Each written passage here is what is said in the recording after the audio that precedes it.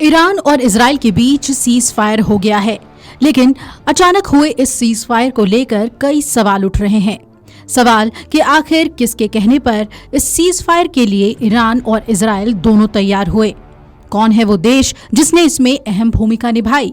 क्या वो ट्रंप है या फिर कोई और कहा जा रहा है कि एक कॉल ने ही सीज फायर का रास्ता साफ कर दिया था। किस शख्स ने ये फोन मिलाया, आइए इस बारे में आपको बताते हैं। कहा जा रहा है कि अमेरिकी राष्ट्रपति डोनाल्ड ट्रंप ने कतर की सिफारिश पर ईरान और इजराइल के बीच सीज फायर कराया है।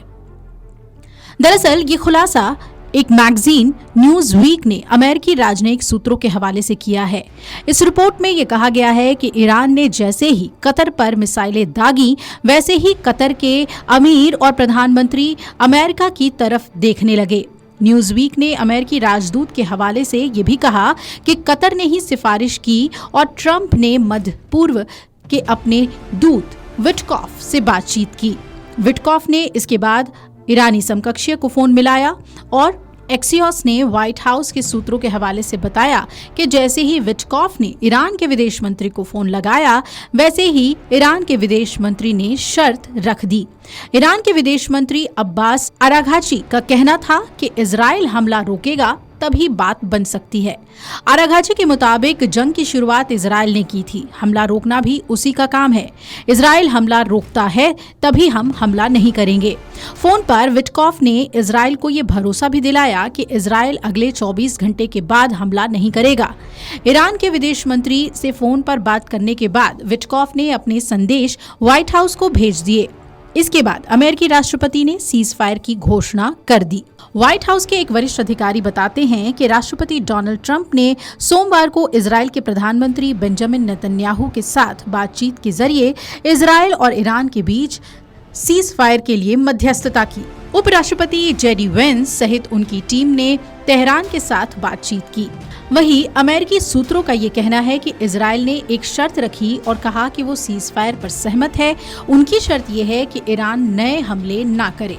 अब सोच रहे होंगे आप कि जब दोनों देशों ने शर्त रखी तो सीज फायर हुआ कैसे? अधिकारी ये भी बताते हैं कि ईरान ने संकेत दिया कि आगे कोई हमला वो नहीं करेगा।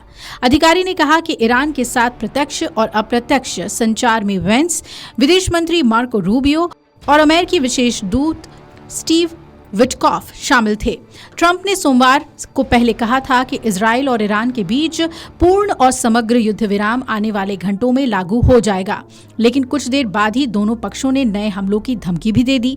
इसके बाद ईरान ने अमेरिकी हवाई अड्डे पर मिसाइल दागी, जिसमें कोई हताहत नहीं हुआ।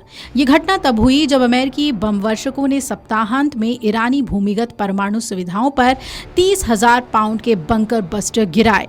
अधिकारी ने कहा कि अमेरिकी हमलों के तुरंत बाद ट्रंप ने इजराइल और ईरान के साथ बातचीत का आह्वान किया और शनिवार रात को अपनी टीम को निर्देश दिया कि चलो ईरानियों से फोन पर बात करते हैं। अधिकारियों से ट्रंप ने कहा, बीबी को बुलाओ, हम शांति बनाने जा रहे हैं। ट्रंप की टीम ने संघर्ष से पहले के हफ्तों में ईरान के साथ 5 अलग अलग मौकों पर बातचीत की थी, लेकिन ये वार्ता तब टूट गई जब ईरान अपनी मांग से पीछे नहीं हटा और यूरेनियम संवर्धन जारी रखे। ट्रंप ने गुरुवार को घोषणा की थी कि 2 हफ्ते के भीतर अमेरिकी बल प्रयोग पर निर्णय लेंगे, लेकिन शनिवार दोपहर तक उन्होंने संयुक्त राज्य अमेरिका को ईरानी सुविधाओं पर बमबारी करने का आदेश दे दिया। अब इस युद्ध विराम के बाद ट्रंप एक बार फिर खुद को शांति दूत बनाएंगे। युद्ध विराम ट्रंप द्वारा ओवल ऑफिस में की गई बातचीत के एक दिन बाद सामने आया है, जिसे ईरान ने ये कहते हुए मान लिया कि इजराइल की तरफ से हमला नहीं किया जाएगा और उन्होंने भी कहा कि हमें युद्ध का शौक नहीं है। राष्ट्रपति ने सीधे नेतन्याहू से बात की, जो पूरे संघर्ष के दौरान अमेरिकी सैन्य भागीदारी के समर्थक रहे हैं। अब देखना है कि कतर ने जिस तरीके से मध्यस्थता की है, उसके बाद ये सीज फायर कितने दिन तक टिकता है। दूसरी तरफ ट्रंप एक शांति दूत की ही भूमिका में रहेंगे या फिर वो एक बार फिर से इजराइल को भड़काएंगे और दोनों देशों को युद्धरत बनाएंगे। Video desk अमरउजाला.com।